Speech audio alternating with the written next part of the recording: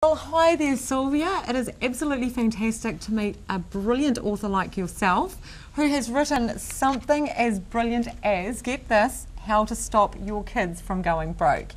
Now, as a parent, Sylvia, I love the idea of this book. So what sparked it all off for you?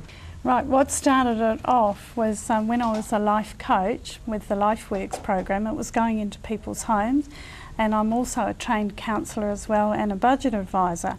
So I've seen the hiccups that people can have in life due to finance. But what I also found that there was a real generational theme running through that people were growing up broke and that they were passing that on to the next generation.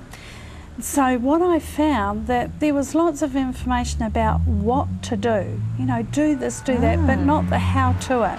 And that's what's really, really different about my book. It's a step-by-step guide.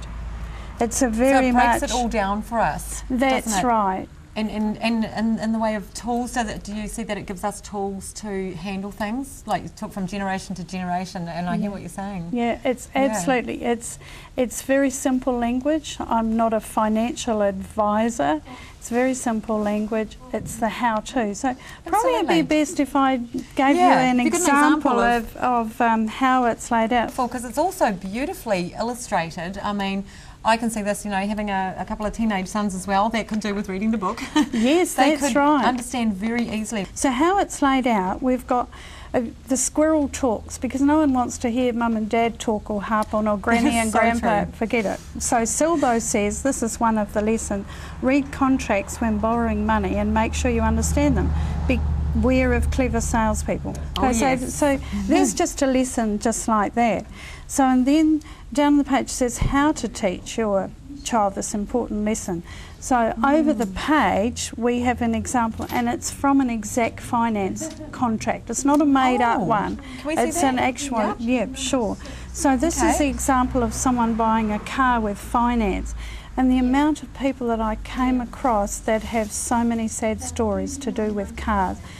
A lot of them, they thought that if they were lent the money, then they could afford to repay it. None of the salespeople sat down and did a spending and savings plan with them. So one of the things we talk about is, was it a smart debt or a dumb debt? Hey, there's lots of questions in this book to get you thinking. You go it through your kids and you say, okay kids, well, was that a smart debt or a dumb debt?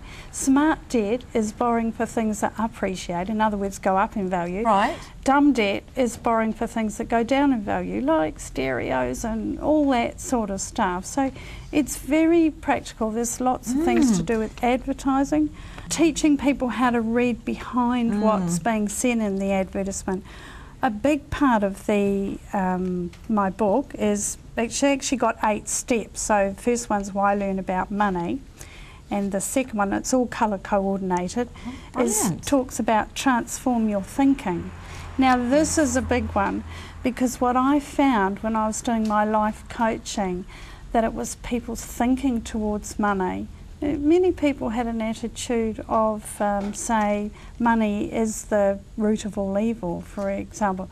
So just think for a minute, if you had that belief, what will happen? How will you handle your money in your life? It's interesting, isn't it? So we're either sort of positively wired or negatively wired about it, and this is what we hand on to our kids with that message that we give them. That's right. And in the first step, why learn about money, we actually go into that. We get the kids to ask their parents to interview them and say, how did you learn about money, and what was your best investment? What was your worst investment? So we get parents and children talking about money together and learning together. There's no much point educating just the parents or just the kids. It's got to be a change with the whole generational thing, a generational change. Well, this is just incredible. I am really impressed. So for our viewers...